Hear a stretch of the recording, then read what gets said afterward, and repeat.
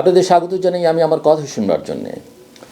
বাংলাদেশের রাজনীতিতে এখন এক ধরনের শূন্যতার শব্দ শোনা যায়, যেন পুরনো অধ্যায় শেষ, কিন্তু নতুন অধ্যায় শুরু হওয়ার আগেই দেশটি দীর্ঘ একটি করিডোরে দাঁড়িয়ে আছে। জুলাই অভ্যুত্থানের পর যে নতুন বাংলাদেশ কথাটি উচ্চারিত হয়েছিল তা আজ কেবল স্লোগান থাকলে চলবে না, তাকে প্রমাণ হতে হবে রাষ্ট্রের সক্ষমতা দিয়ে, বিশেষ করে নির্বাচন, আইন শৃঙ্খলা এবং মত প্রকাশের নিরাপত্তা দিয়ে। এই তিনটি জায়গায় ব্যর্থতা মানে শুধু সরকারের ব্যর্থতা নয়, রাষ্ট্রের বৈধতার ওপরও আঘাত। এই প্রেক্ষাপটে যুক্তরাষ্ট্রের প্রতিনিধি পরিষদের 5 জন আইন প্রণেতার প্রধান উপদেষ্টা অধ্যাপক মোহাম্মদ ইউনূসকে লেখা চিঠিটি গুরুত্ব পায়। তাদের মূল বক্তব্য খুব সাধারণ।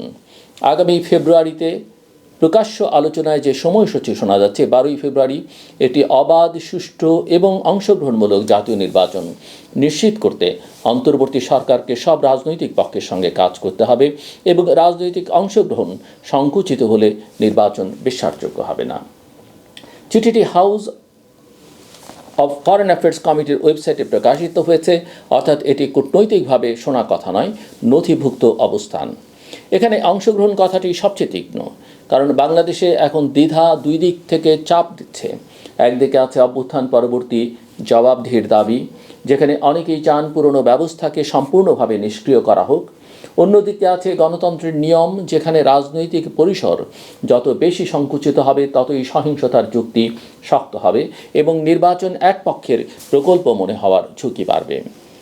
অন্তর্বর্তী সরকারের কাজ এই দুই দাবির মধ্যে ভারসাম্য তৈরি করা, কিন্তু ভারসাম্য সৃষ্টি হয় কেবল বিবৃতি দিয়ে নয়, হয় নিয়ম, প্রক্রিয়া এবং নিরপেক্ষ প্রয়োগের মাধ্যমে। এই ভারসাম্যের পেশাটি আরও স্পষ্ট হয়ে ওঠে যখন আমরা ডিসেম্বর 18 থেকে 19 তারিখের রাতের সেই সমন্বিত সহিংস হামলাগুলো দেখি। ডেইলি স্টার ও প্রথম আলোর কার্যালয় ও ছাপাখানায় অগ্নিসংযোগ, ছায়ানট, উদীচী সহ সাংস্কৃতিক প্রতিষ্ঠানকে লক্ষ্য করে হামলা এবং উদ্ধার কাজে বাধা। এটি শুধু সংবাদ মাধ্যমের উপর আক্রমণ নয়, এটি নাগরিক আস্থার উপর আক্রমণ। কারণ সংবাদ মাধ্যমের ওপর আগুন জ্বললে সমাজে গুজবের আগুন আরও দ্রুত ছড়ায়। আন্তর্জাতিক সংবাদ মাধ্যমে বর্ণিত হয়েছে যে হামলার সময় বহু কর্মী আটকে পড়েছিলেন সংবাদ মাধ্যমগুলোর এবং পরে নিরাপত্তা বাহিনীর সহায়তায় তারা উদ্ধার হন। একই ঘটনায় নিউজ সম্পাদক নুরুল কবিরও হামলার শিকার হন, যা পরিস্থিতির ভয়াবহতা বাড়িয়ে দেয়। এই ঘটনাগুলোকে কয়েকটি বিচ্ছিন্ন উপাদান বলে পাশ কাটিয়ে যাওয়া বিপজ্জনক, কারণ সহিংসতা যখন পরিকল্পিত ও সমন্বিত হয় তখন সেটি কেবল জনতার উত্তেজনা থাকে না, তা হয়ে ওঠে রাষ্ট্রকে পরীক্ষা করবার কৌশল। রাষ্ট্র যদি তখনও ধীর থাকে তাহলে হামলাকারীদের কাছে বার্তা যায় খরচ কম, লাভ বেশি। ছায়ানটের পরদিন উদীচীর কার্যালয়ে অগ্নিসংযোগের খবর সেই ধারাবাহিকতার ইঙ্গিত দিয়েছে। এখানে এই রাজনৈতিক প্রশ্নটি আবার ফিরে আসে। অন্তর্বর্তী সরকার কি সত্যি নির্বাচনের সরকার, নাকি কেবল পরিচালনার সরকার? পরিচালনা মানে সংকটের ভাষায় কথা বলা, সক্রিয় প্রশাসন চালানো, মব রাজনীতির গতি ভাঙা এবং অপরাধকে অপরাধ হিসেবে দেখানো, পরিচয় বা পক্ষ দেখে নয়। নির্বাচন মানে আরও কঠিন, মাঠকে সমান রাখা, আইনের শাসনকে দৃশ্যমান করা এবং সব পক্ষকে বিশ্বাস করানো যে ব্যালট বাক্সই শেষ কথা। এই জায়গায় দুর্বলতা থাকলে বিদেশি চিঠি আসবেই, কারণ আজকের বিশ্বে নির্বাচন শুধু অভ্যন্তরীণ ঘটনা নয়, এটা অর্থনীতি, বিনিয়োগ, শ্রমবাজার, ভিসা নীতি, উন্নয়ন সহায়তা সব কিছুর সঙ্গে যুক্ত। বাংলাদেশ ভারত সম্পর্কের টানাপোড়েন এই ভেতরের সংকটকে আরও ঘনীভূত করেছে। ব্রাসেলস ভিত্তিক ইন্টারন্যাশনাল ক্রাইসিস গ্রুপের সাম্প্রতিক প্রতিবেদনে বলা হয়েছে, শেখ হাসিনার পতনের পর সম্পর্কের অবনতি ঘটেছে এবং সামনের জাতীয় নির্বাচন সম্পর্ক পুনর্গঠনের সুযোগও তৈরি করেছে। একই সঙ্গে সতর্ক করা হয়েছে, বাংলাদেশে ভারত বিরোধী আবেগকে নির্বাচনী হাতিয়ার বানানো যেমন ক্ষতিকর, তেমনি দিল্লির পক্ষ থেকে নতুন অংশীদারদের অবমূল্যায়ন বা উত্তেজনা বাড়ানো বিপজ্জনক। এই কথাগুলো বাংলাদেশের জন্য দুটো বার্তা দেয়। প্রথমত, বিদেশ নীতি এখন আর শুধু পররাষ্ট্র মন্ত্রণালয়ের টেবিলে সীমাবদ্ধ বিষয় নয়, এটি ভোটের মাঠেও একটি শক্তিশালী আবেগ কারেন্সি। দ্বিতীয়ত, কোনো সরকার যদি আইন শৃঙ্খলা নিয়ন্ত্রণে দুর্বল হয় তাহলে বাইরের উত্তেজনা ভেতরে ঢুকে পড়ে, আর ভেতরের উত্তেজনা বাইরে রপ্তানি হয়। ফলে বাংলাদেশের নির্বাচন, সাংবাদিকদের নিরাপত্তা এবং প্রতিবেশী সম্পর্ক সবই একে অপরের সঙ্গে জড়িয়ে যায়। এই জটিল চিত্রে বাংলাদেশকে একটি বাস্তববাদী বহুমাত্রিক পররাষ্ট্রনীতিতে ফিরতে হবে, যেখানে সম্পর্ক মানে কারো বিরুদ্ধে কারো পক্ষে নয়, বরং নিজের স্বার্থের পক্ষে। এখানে তুরস্ক প্রসঙ্গ গুরুত্বপূর্ণ, কারণ বাংলাদেশ তুরস্ক সম্পর্ককে কেউ কেউ আবেগী স্লোগান বা প্রতিদ্বন্দ্বিতামূলক জোটের ভাষায় টেনে আনতে চান, কেউ বা অতিমাত্রায় সখ্যতা সম্পর্কে দেখতে চান। বাস্তবে এই সম্পর্কের অর্থবহ দিকগুলো হতে পারে বাণিজ্য, মানবিক সহযোগিতা, শিক্ষা এবং সীমিত কিন্তু স্বচ্ছ প্রতিরক্ষা সহযোগিতা, যা অন্য সম্পর্কের বিকল্প নয়, বরং কৌশলগত স্বাধীনতার একটি উপকরণ। সম্পর্ককে যদি অভ্যন্তরীণ দলীয় লড়াইয়ের অস্ত্র বানানো হয়, তবে তুরস্ক সহ যে কোনো অংশীদারিত্বই ক্ষতিগ্রস্ত হবে এবং শেষে ক্ষতি হবে বাংলাদেশেরই। সবশেষে প্রশ্নটা খুব সোজা। অন্তর্বর্তী সরকারের সামনে এখন দুটো কাজ একসঙ্গে করতে হবে: নির্বাচনের পথ খুলে দেয়া এবং সহিংসতার পথ বন্ধ করা।